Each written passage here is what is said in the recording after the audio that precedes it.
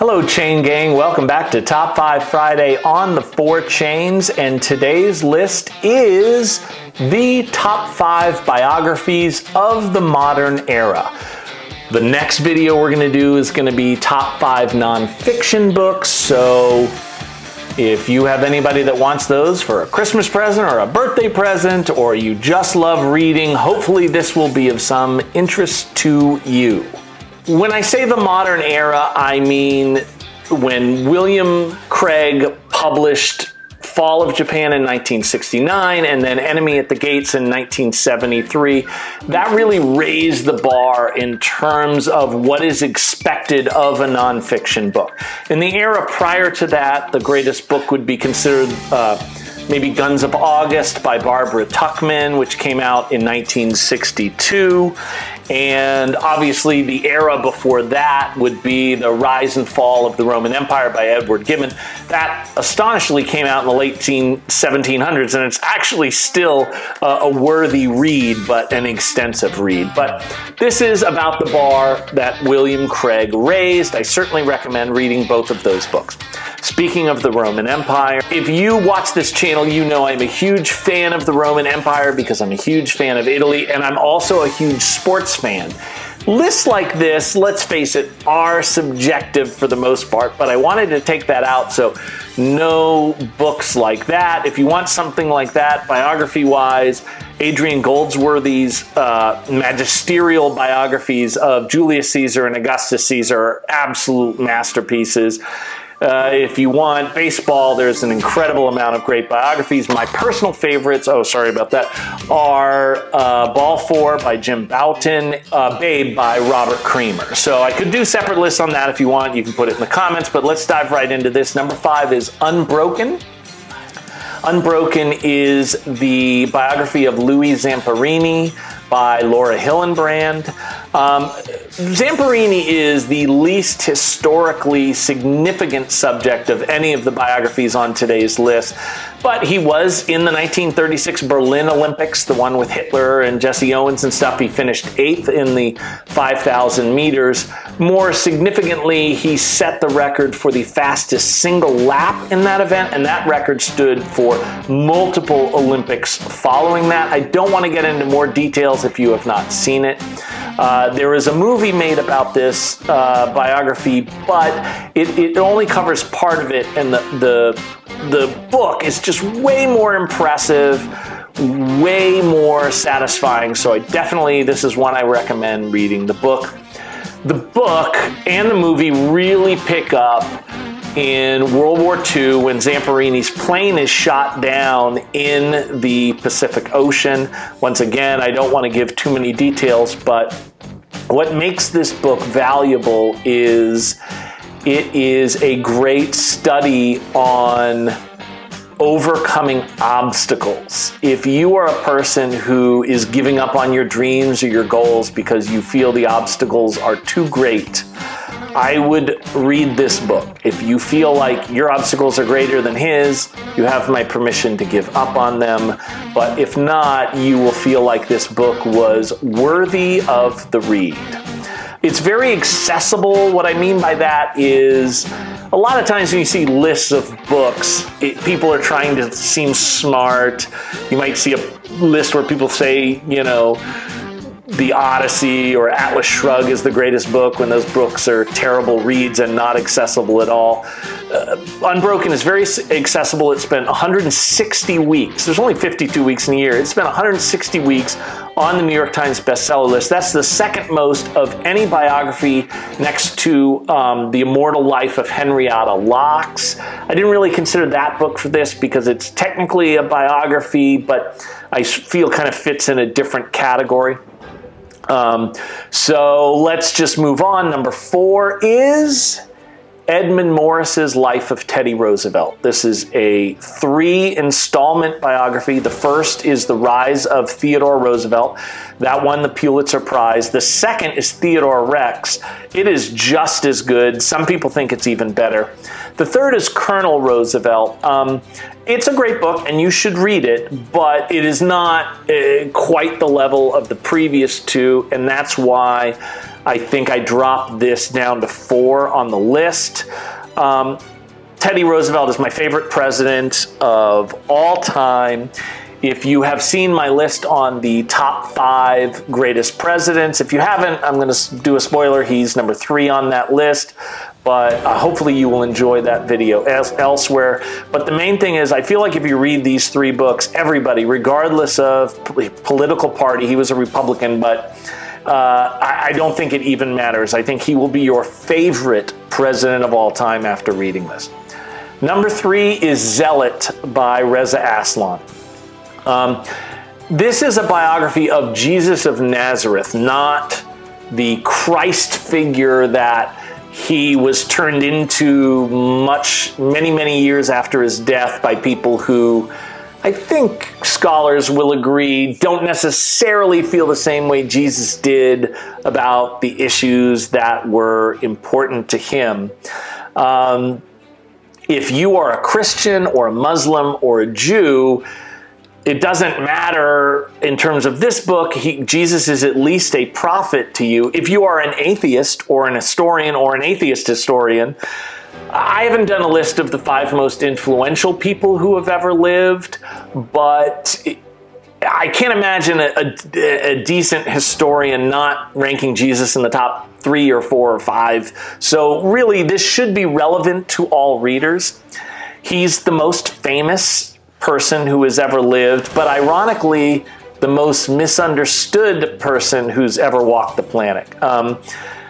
I think people think that Jesus is really misunderstood or little is known about the historical or actual Jesus because it was so long ago, over 2,000 years ago. That is not why.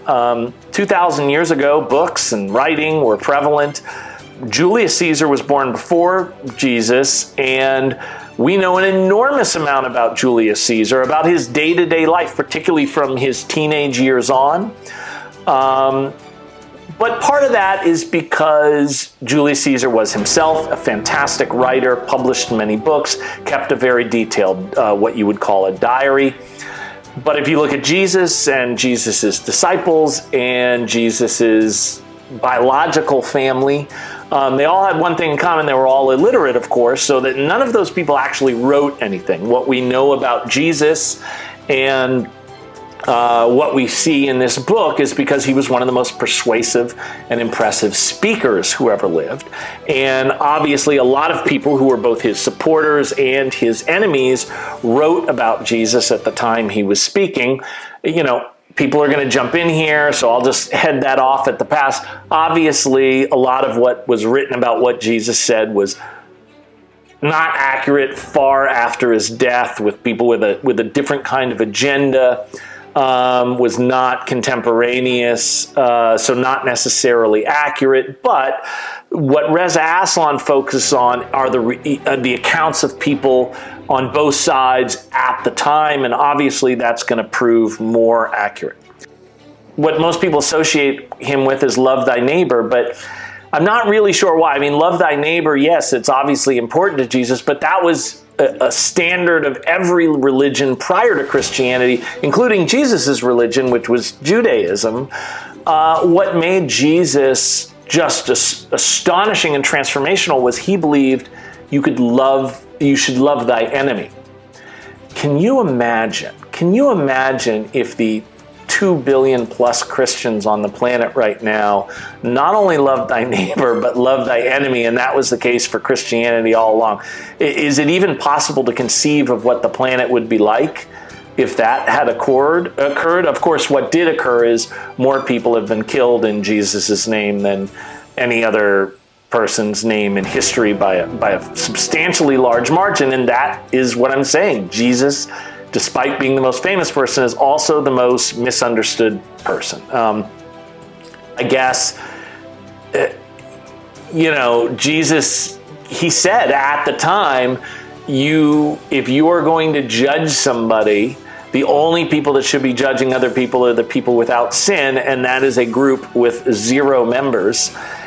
And it does occur to me that I make YouTube videos judging people, but let's just, before you jump all over me, I'm judging in a much different way. I'm not judging people morally or any of that kind of thing, so please give me a pass. When the passages of the Bible were selected, they did not include passages from James. Jesus led Christianity for 3 years. James led it for another 30 years. He was Jesus' chosen successor, but it didn't really fit in the storyline because he was his biological brother. So James was kind of buried.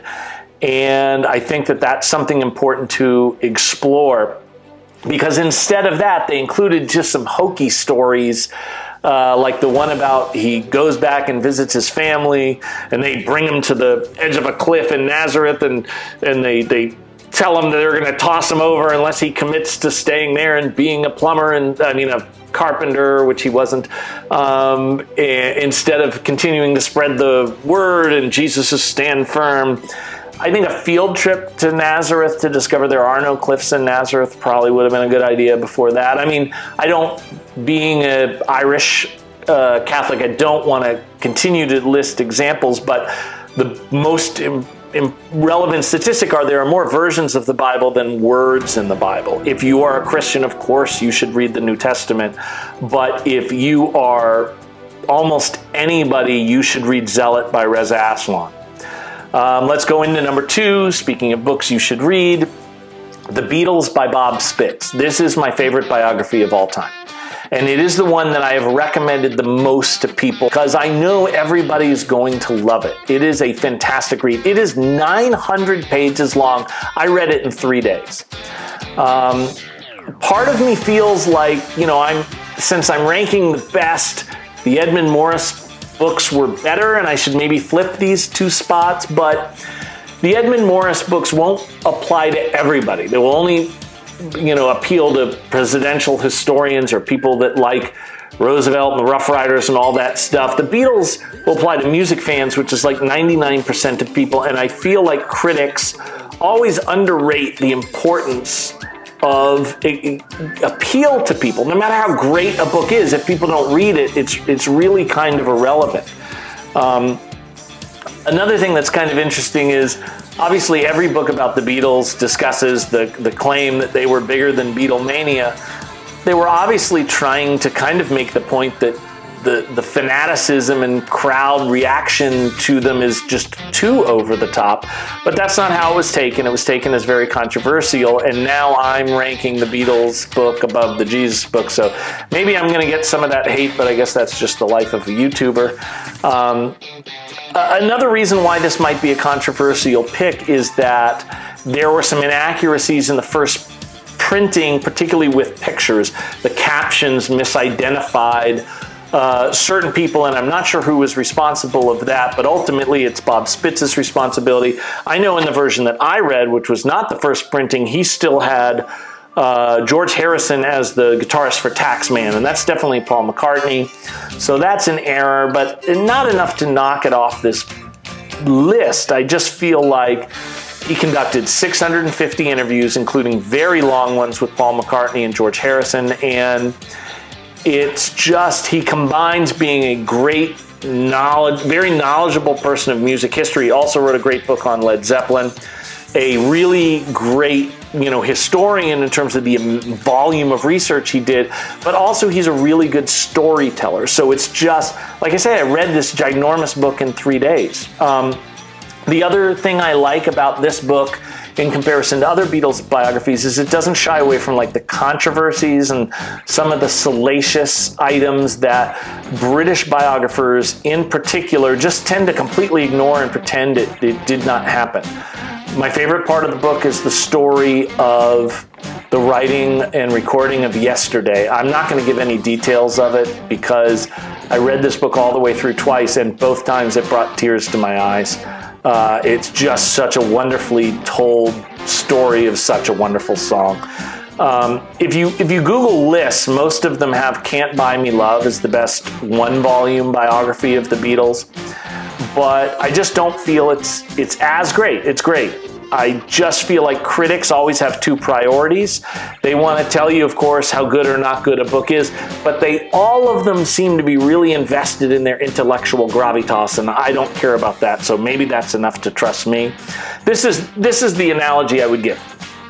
Satisfaction by the Rolling Stones. Great song, of course. It stood the test of time. It's at the top or near the top of almost every list I've ever seen of the greatest rock and roll songs of all time. And it's almost always above Sweet Child of Mine by Guns N' Roses. I'm a much bigger Stones fan than a Guns N' Roses fan, but if you hooked any two people up, or any person up to a lie detector and played both songs back to back and had them vote on which was better, I think 95% of them would say it's Sweet Child of Mine, and 0% of critics would do that. So the bottom line is, if you are a huge Beatles fan, you should read both books. No matter what, you should read one, and the better of the two is the Bob Spitz book. Okay, number one, I guess there's zero suspense here. You want me to give you a second to guess? You are correct. It is The Years of Lyndon Johnson by Robert Caro. This is a 5-part biography. The 5th part has not even come out yet, but I do not need to wait to tell you that this is the best biography ever written. Robert Caro also wrote a magnificent book which you should read called The Power Broker, and he's the best biographer who ever lived. And I feel like these Lyndon Johnson books really create a directed verdict on that argument, which is why I won't even bother doing that list. I'll detail the books one by one, so you read them in order. Part 1 is A Path to Power. That ends with Lyndon Johnson's unsuccessful Senate election. It starts with his birth. When I read that, I felt it was the 3rd best biography I'd ever written. Now, in retrospect, I feel it's the 4th best biography just in the volume of the years of Lyndon Johnson. The 2nd book was better. It's Means of Ascent. It covers the next 7 years up until he actually was elected to the Senate. And critics kind of generally agreed this raises the bar for biographies in general, until Master of the Senate was written. And that's about LBJ's time as Senate Majority Leader. I think it's unanimously agreed he was the most impressive Senate Majority Leader of all time. Even if you disagree with his politics, the legislation he was able to pass, like the Civil Rights Act, you can't really think of another Senate Majority Leader in history that could get more legislation and more unlikely legislation to pass than Lyndon Johnson did. Here's a fun game. Anytime you are watching a news channel and somebody's being interviewed, regardless of the subject matter, look behind you. There will be a copy, if they are standing in front of a bookshelf, which most of them are, of Master of the Senate. It is recognizable. It will be a fun game. You'll see it all the time. It is so common. I was shocked to learn that Lord of the Rings had sold more books than Master of the Senate. But there's a reason why they have it behind there. It's just a masterpiece. So is the 4th book, Passage of Power, which covers 1958 to 64. That really covers his relationship, very contentious relationship with John Kennedy, an exponentially more contentious relationship with Robert Kennedy, who had contentious relationships with a lot of people. The story of the convention that elected Kennedy as the Democratic nominee and Johnson as the Democratic vice presidential nominee, it reads like an action thriller, because like a year earlier, Lyndon Johnson was far ahead in all the polls as to who they think would be the nominee, and he just decided not to campaign for it, and he waited too long, and John Kennedy stepped in, and it's just a fascinating roller coaster ride. This book goes through the assassination of JFK and Lyndon Johnson's unique perspective on that, and coming from where he was, and it covers the first few months of him navigating the territory of this figure, John Kennedy, who was just so beloved. And Lyndon B. Johnson was not a warm and fuzzy character, and how he went from being the most useless position in government, the vice president, to the most powerful person in the world, president. It's a tough move to make, and it's interesting to see how he makes it. The 5th installment will cover LBJ's presidency and the relatively brief period between his presidency and his death. It'll cover his impressive domestic legislation, which kind of set him up to be one of the greatest presidents of all time. That did not happen because of his disastrous Vietnam decisions, and that's why he is not on my list of best presidents and wouldn't be if I doubled it. So I can't wait for that to come out. I will be first in line. Let me know what books I'm missing, what would be in your top 5, and put those in the comments. Like I say, the next book will be nonfiction books that are not biographies. I'll rank them. I'm going to leave you with a little montage. There are so many. I love biographies. That's why I separated biographies from nonfiction books, because I'm such a fan of biographies. I felt like 4 of the books would be biographies, but there are so many that I loved and adored that I think you would love and adore, from different walks of life and different subject matter. So what hopefully you're looking now at is Angie putting a montage of those books up. And if those subjects interest you, go ahead and grab those. And we will see you next time on The 4 Chains.